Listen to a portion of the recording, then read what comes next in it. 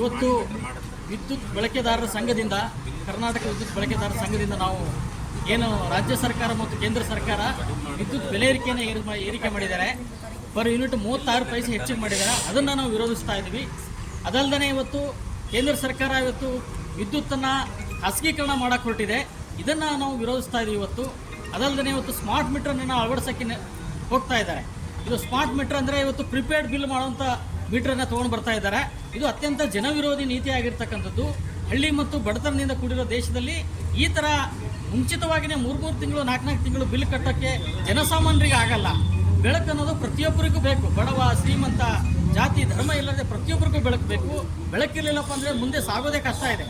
ಅಂಥದ್ರಲ್ಲಿ ಅಂಥ ಮೂಲಭೂತವಾಗಿರ್ತಕ್ಕಂಥ ಅವಶ್ಯಕವಾಗಿರೋ ವಸ್ತುವನ್ನು ಈ ಥರ ಇವತ್ತು ಮಾರಾಟಕ್ಕೆ ಮಾಡಬಾರ್ದು ಅಂತ ಅನ್ನೋದು ನಮ್ಮ ಬಳಕೆದಾರರ ಸಂಘದಿಂದ ನಾವು ಸರ್ಕಾರಕ್ಕೆ ಒತ್ತಾಯಿಸ್ತಾ ಇದ್ದೀವಿ. ಈ ಸ್ಮಾರ್ಟ್ ಮೀಟರ್ ವಾಪಸ್ ಆಗಬೇಕು ಅಂತ ಅನ್ನೋದು.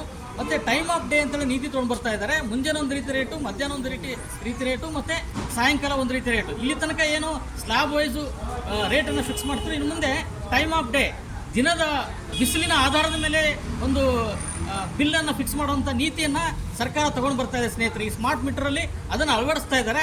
ಇದು ಅತ್ಯಂತ ಜನವಿರೋಧಿಯಾಗಿರ್ತಕ್ಕಂಥ ನೀತಿ. ಇದು ಈಗಾಗಲೇ ಜನಸಾಮಾನ್ಯರಿಗೆ ಎಲ್ಲ ಬೆಲೆ ಏರಿಕೆಗಳು ಹೊರೆಯಾಗಿದ್ದಾವೆ.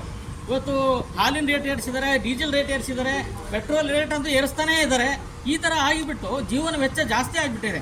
ಅದರಲ್ಲಿ ಮತ್ತೆ ನೀವು ಬೆಲೆ ಏರಿಕೆ ವಿದ್ಯುತ್ ಬೆಲೆಗಳನ್ನು ಈ ಥರ ಮಾಡಿಬಿಟ್ಟು ಡಿಜಿಟಲ್ ಮೀಟರ್ ಕೂಡಿಸ್ಬಿಟ್ಟು ಜನಗಳಿಗೆ ಮತ್ತೆ ಸಂಕಟದಲ್ಲಿ ತಳ್ಳುವಂಥ ನೀತಿನ ಇವತ್ತು ಸರ್ಕಾರ ಅನುಸರಿಸಿದಂಗಾಗಿದೆ.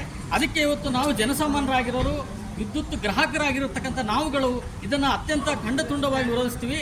ಈ ಒಂದು ನೀತಿನ ಈ ಕೂಡಲೇ ಸರ್ಕಾರ ವಾಪಸ್ ತಗೋಬೇಕು. ಇಲ್ಲ ಅಂದರೆ ಇವತ್ತು ನಾವು ಸಾಂಕೇತಿಕವಾಗಿ ಹೋರಾಟನ ಮಾಡ್ತಾ ಇದ್ದೀವಿ.